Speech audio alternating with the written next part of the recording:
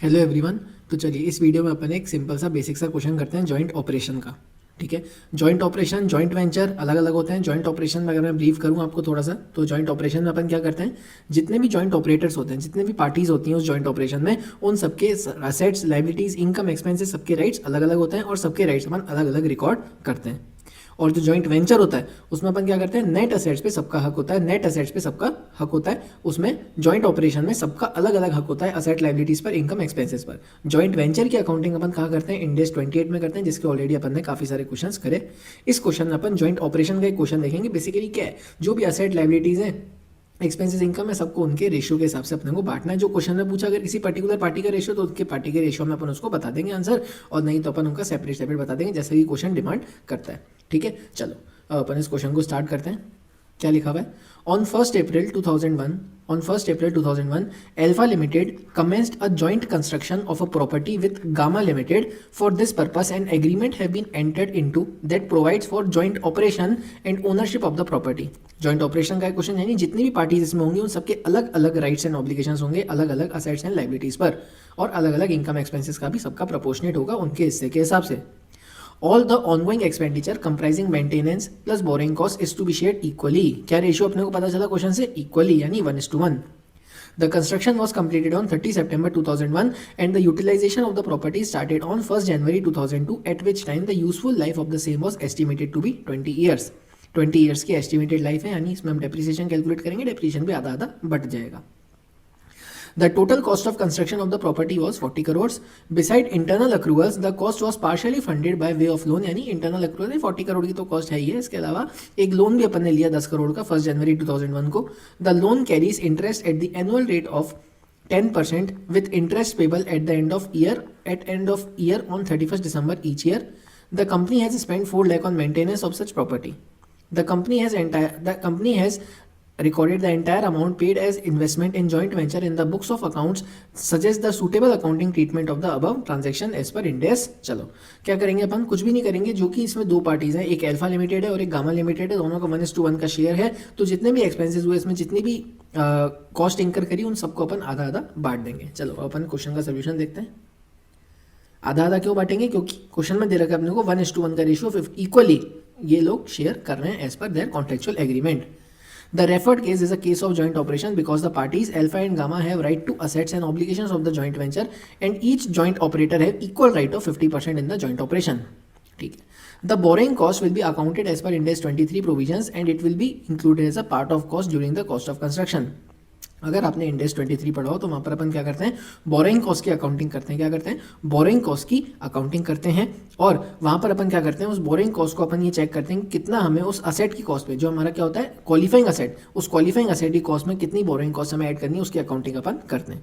यहाँ पर असेट के यहाँ पर असेट जो क्वालिफाइंग असेट है वो कब कंप्लीट हो रहा है, 30 सितंबर को कंप्लीट हो रहा है, यानी आधे साल की जो बोरिंग कॉस्ट है वो इसमें अपन कॉस्ट में इंक्लूड करेंगे। और जो बाकी के आधे साल की बची हुई बोरिंग कॉस्ट है वो अपन क्या करेंगे, as an finance income, sorry expense cost P&L में बुक कर देंगे। चलो बोरिंग कॉस्ट कितनी है, 10 करोड़ का लोन इंटू 10/100 की हमारा इंटरेस्ट रेट इंटू 6/12। क्यों, क्योंकि 30 सितंबर को इसका कंस्ट्रक्शन कंप्लीट हो रहा है। 30 सितंबर हमें क्वेश्चन में दिया हुआ है, डेट कहाँ दिया हुआ है, the construction was completed on 30 सितंबर, यानी 30 सितंबर तक का जो आधे साल का खर्चा है इंटरेस्ट का, वो अपन असेट में इंक्लूड करेंगे, और जो बचा हुआ आधा है वो अपन एज एन एक्सपेंस हमारे P&L में दिखाएंगे। चलो तो कितना दिखाएंगे असेट की कॉस्ट में, 50 लाख, ये पूरा का पूरा, अभी ये भी बटेगा 50-50% दोनों में। चलो टोटल कॉस्ट कितनी की, 40 करोड़ की।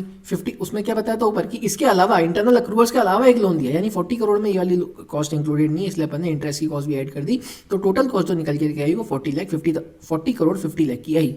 This 40 crore 50 lakh will be allocated to alpha and gamma in the ratio of 1:1, यानी 50% ईच। तो शेयर ऑफ अल्फा और गामा का कितना हुआ, 20 करोड़ 25 लाख अल्फा का, 20 करोड़ 25 लाख गामा का। चलो अब अपन चेक करते हैं हमारा डेप्रिसिएशन एज ऑन 31 मार्च 2002। 31 मार्च 2002 का हमारा डेप्रिसिएशन चेक करते हैं, कब कंप्लीशन हुआ इसका, 30 सितंबर को कंप्लीट हुआ, यानी आधे साल का डेप्रिसिएशन लगेगा। डेप्रिसिएशन कब से लगता है, जब वो पुट टू यूज हो जाती है, जब वो अवेलेबल फॉर यूज हो जाती है। तो कब हमारा कंस्ट्रक्शन कब कंप्लीट हुआ था, 30 सितंबर को, यानी अक्टूबर से लेकर के मार्च तक का 6 महीने का डेप्रिसिएशन अपन इसमें चार्ज करेंगे। कितना करेंगे, 40 करोड़ 50 लाख की total cost divide by 20 years की लाइफ इंटू 1 ईयर, ये तो एक साल का है यहाँ तक की कैलकुलेशन में, इंटू 6/12 यानी आधे साल का। टोटल डेप्रिसिएशन कितना आया 1,01,25,000। इसका भी अपन 50% कर देंगे share of Alpha and Gamma, जो कि 50% का शेयर है। अदर कॉस्ट विल ऑल्सो भी allocated to alpha and gamma in the rate of 50% each. Other cost में क्या क्या आएगा, एक तो हमारी बची हुई फाइनेंस कॉस्ट आधे साल की 6 मंथ्स की, भाई ऊपर कितनी आई थी याद है, 50 करोड़ 50 लाख की बोरिंग कॉस्ट आई थी ऊपर, ये रही 50 करोड़ की बोरिंग कॉस्ट आई थी आधे साल की, बचे हुए आधे साल की 50 लाख की आएगी। तो हमारे बचे हुए आधे साल की 50 लाख की कॉस्ट जो हम पीएनएल में डालेंगे, मेंटेनेंस कॉस्ट क्वेश्चन में दिया नहीं, टोटल अदर कॉस्ट कितनी हुई 54 लाख की हुई। ये भी हमारे दोनों अल्फा और गामा में 27 लाख डिस्ट्रीब्यूट हो जाएगा। तो बेसिक सा क्वेश्चन, बिल्कुल सिंपल सा क्वेश्चन, कुछ भी नहीं है, जॉइंट ऑपरेशन का क्वेश्चन था ये हमारा। क्या था हमारा, एक सेकंड,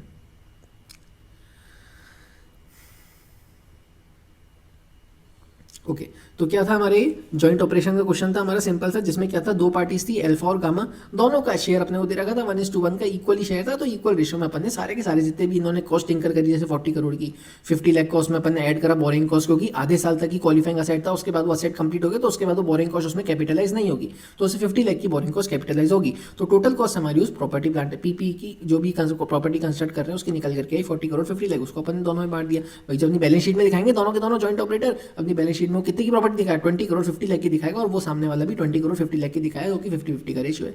डेप्रिसिएशन आधा बांट दिया, जो बचे हुए दूसरे एक्सपेंसेस है, जैसे हमारी बची हुई फाइनेंस कॉस्ट बचे हुए आधे साल की जो एक्सपेंस में जाएगी पीएनएल में, कैपिटलाइज नहीं होगी, वो वाली 50 लाख, और 4 लाख के हमारे मेंटेनेंस एक्सपेंस, वो भी हमने आधे आधे बांट दिए। समझ में आ गई बात, बिल्कुल समझ में आ गई। तो उम्मीद करता हूँ ये क्वेश्चन आपको समझ में आ गया होगा। ये पीडीएफ आपको टेलीग्राम चैनल पे मिल जाएगी, सब्सक्राइब कीजिएगा, सपोर्ट कीजिएगा। Thank you so much.